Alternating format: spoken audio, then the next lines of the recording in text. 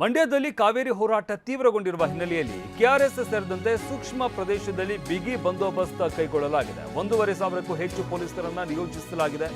Mandya SP doctor Shobharani ನೇತೃತ್ವದಲ್ಲಿ ಭದ್ರತೆ ನೀಡಲಾಗಿದೆ. ನಾಳೆ ಕೆಆರ್ಎಸ್ಗೆ ಮುತ್ತಿಗೆ ಹಾಕಲಿರುವ ಬಿಜೆಪಿ ನಾಯಕರು. ಮತ್ತೊಂದು ಕಡೆ ಜಿಲ್ಲೆಯ ಹಲವೆಡೆ ರೈತರು ಪ್ರತಿಭಟನೆ ನಡೆಸುತ್ತಾ ಇದ್ದಾರೆ. ರೈತರ ಹೋರಾಟಕ್ಕೆ ವಿವಿಧ ಸಂಘಟನೆಗಳು ಕೂಡ ಬೆಂಬಲವನ್ನು ವ್ಯಕ್ತಪಡಿಸಿರುವಂಥದ್ದು. ಅಹಿತಕರ ಘಟನೆ ನಡೆಯದಂತೆ ಪೊಲೀಸರು ಅಲರ್ಟ್ ಆಗಿದ್ದಾರೆ. 2 ಎಸ್ಪಿ, 9 ಡಿವೈಎಸ್ಪಿ, 27 ಇನ್ಸ್ಪೆಕ್ಟರ್ಗಳು, 45 ಪಿಎಸ್ಐಗಳು, 78 ಎಎಸ್ಐಗಳು ಸೇರಿದಂತೆ 1,500 ಸಿಬ್ಬಂದಿಯನ್ನ ಭದ್ರತೆಗೆ ನಿಯೋಜನೆ ಮಾಡಲಾಗಿದೆ. ಮಂಡ್ಯ ಜಿಲ್ಲೆಯಲ್ಲಿ ಮಂಡ್ಯದಲ್ಲಿ ಕಾವೇರಿ ಹೋರಾಟ ತೀವ್ರಗೊಂಡಿರುವ ಹಿನ್ನೆಲೆಯಲ್ಲಿ ಕೆಆರ್ಎಸ್ ಸೇರಿದಂತೆ ಸೂಕ್ಷ್ಮ ಪ್ರದೇಶದಲ್ಲಿ ಬಿಗಿ ಬಂದೋಬಸ್ತನ್ನು ಕೈಗೊಳ್ಳಲಾಗಿದೆ.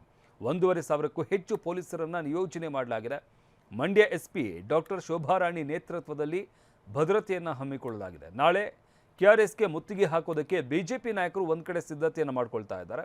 ಮತ್ತೊಂದು ಕಡೆ ಬಿಗಿ ಪೊಲೀಸ್ ಬಂದೋಬಸ್ತನ್ನು ಕೂಡ ನಿಯೋಜನೆ ಮಾಡಲಾಗಿದೆ.